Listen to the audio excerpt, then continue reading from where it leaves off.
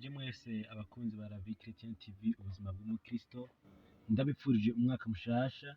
Mwese mwagiye mudukurikirana mwumviza ubutumwa bwiza, indirimbo bifasha imitima, ndabipfurije umwaka mushasha, umwaka w'amata n'ubuki, umwaka w'umugisha, umwaka wo kunguka ibya Yesu.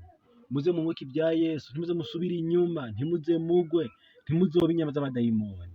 Imana izobarindira imiryango mu byanyu, mu byo mukora. Imana izibaza rero, narifashe aka kanya ndabashimira mwebwe mwese mwagiye mukurikirana La Vie Chrétienne TV. N'ubu mushishikare kuyikurikira, mupartage, mubwire ubutumwa abantu b'Imana, mwihane ibyaha, muhinduke, muhindure abandi. Aho mubaye haba impinduka koko, ko muri abantu b'Imana, mu kibano mubayemwo haba impinduka. Kubw'ivyo rero narifashe kano kanya ndabashimira. Reka duce dusangira uno murongo w'ijambo ry'Imana dusoma mu gitabo cyo gusubira mu byagezwe igice cya 4 ku murongo wa 4. Haravuga hati: ariko mweho abifatanije n'Uhoraho Imana yanyu muracyariho mwese no kugeza uyu munsi. Ariko mweho abifatanije n'Uhoraho Imana yanyu muracyariho mwese no kugeza uyu munsi. Niko havuga mu gitabo cyo gusubira mu byagezwe igice cya 4 ku murongo wa 4. None rero Imana yabazigamye mu mwaka wa 2023 ikabageza muri uno munsi mukiri bazima. Muyishime, muyikunde, muyikorere. Ijambo ry'Imana rivuga riti: muyikorere amaganya yanyu yose kuko bibabaye.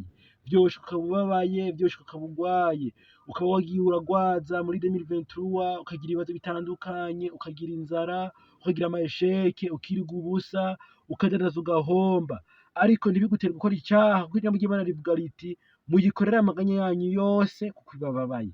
None rero ijambo ry'Imana rivuze riti: mwebwe mwese abifatanije n'Uhoraho Imana yanyu muracyariho no kugeza uyu munsi. Imana ikugejeje kuri ino tariki, izokuzigama muri uno mwaka, izokuzigama mu kwa mbere, mu kwa kabiri, mu kwa gatatu, izokuzigama mu kwa kane, izokuzigama mu kwa gatanu, izokuzigama mu kwa gatandatu, izokuzigama mu kwindwi, mu kumunani izokuzigama, izokubeshaho.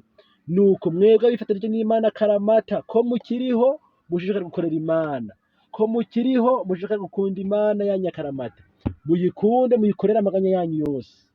Nuko rero ryari rino shimwe mwebwe mwese mwawe kudukurikiranye kuri La Vie Chrétienne TV, mwakurikirana ubutumwa bwiza. Yesu wacu n'abahezagire, mushishikare kwimatanya n'Imana karamata, muzoshinda mushika no mu busaza mukiriho. Ijambo ry'Imana riravuga riti: abo yamenye bakivuka, akabaheka bakivuka, ngo izobashikana no mu zabukuru ikiri yayindi. Imana ntihinduka. Mushishikare kudukurikirana, n'ubu vuba tuzobakishiriza ku butumwa bwiza, indirimbo zifasha imitima. Nuko mushishikare mubane natwe. Yesu Kristo n'abahezagire, umwami wacu Yesu Kristo abazigamire ibyanyu, aze bashikane no mu ijuru. Umwami wacu Yesu Kristo abahezagire.